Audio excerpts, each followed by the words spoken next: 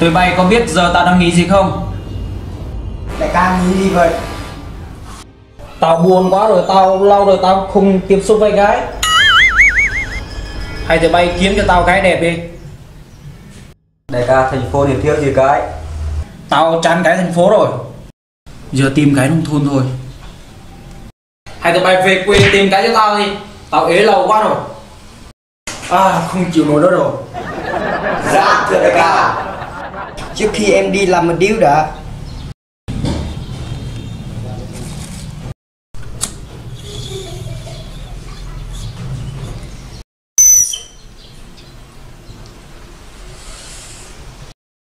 Đại ca giữ giục bảo vật của em.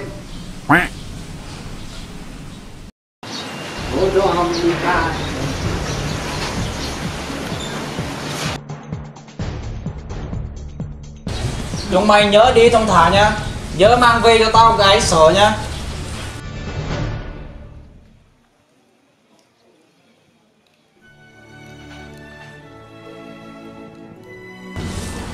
Nghe mẹ báo này con.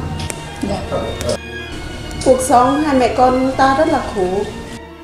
Từ khi bố con qua đời, việc nặng đều dồn vào mẹ hết. Mẹ biết có anh chàng trong làng này làm việc rất là siêng. Mẹ gả cho con cho anh chàng này, con có đồng ý không? Chờ người ta không mừng con thôi mẹ ơi, nhà mình nghèo. Nếu con đồng ý thì mẹ sẽ qua hỏi anh chàng đó.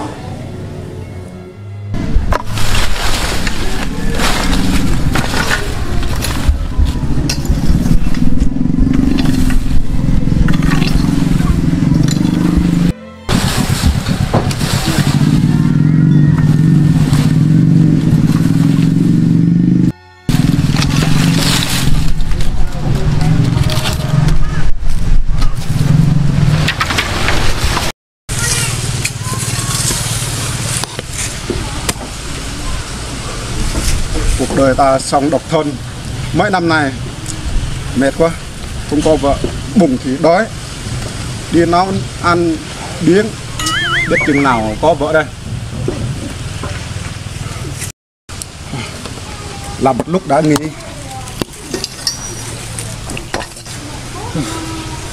Trưa rồi, giờ này là phải nghỉ trưa thôi.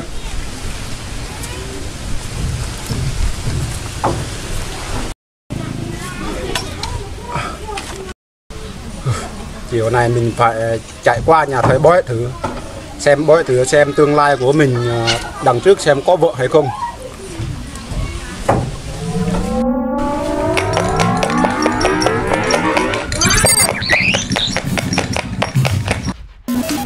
Lâu quá rồi, giờ chưa có ai qua xem. Thật sự đói thật. Mong sao hôm nay sẽ có người qua xem.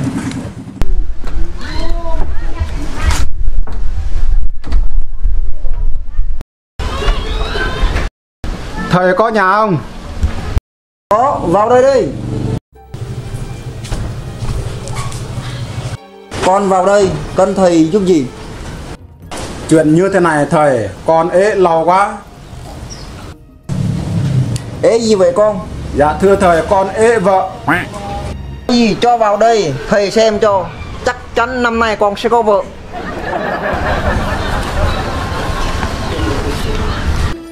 Dạ đây thầy ơi. Chừng này thầy xem không được, ít quá. Dạ đây thầy ơi. Chắc chắn sẽ thấy. Tầm lòng tốt của con thầy sẽ nhận nha. Thầy cắt đây đã.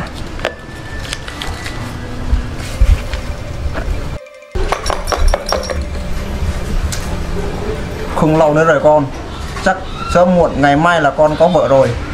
Chúc mừng con nha. Có vợ đẹp đấy. Thật không thầy? Con mừng quá. Thật chứ sao thầy đùa được. Trong ngày tháng này mình sẽ chờ coi thử như thầy bói xem mình có vợ, xem có đúng hay không.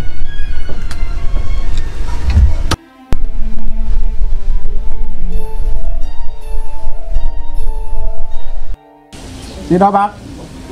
Có chuyện gì bác kể cho cháu nghe. Chuyện là như thế này này cháu.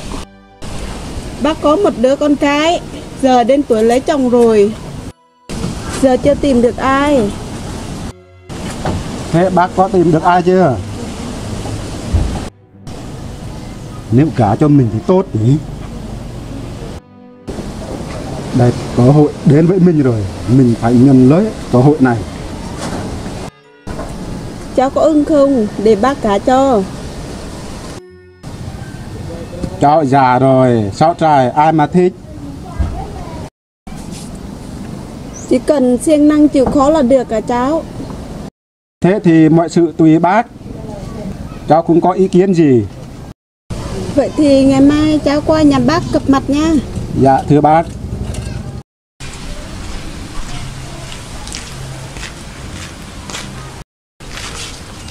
Đúng nhà này rồi. Nhà này có thằng hư rồi. Có ai nhà không?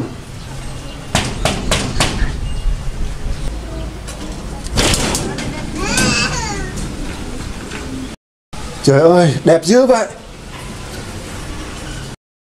Mời chú vào nhà. Sao kêu bằng chú, kêu bằng anh chứ? Dạ mời anh vào nhà. Thế thì nghe còn được.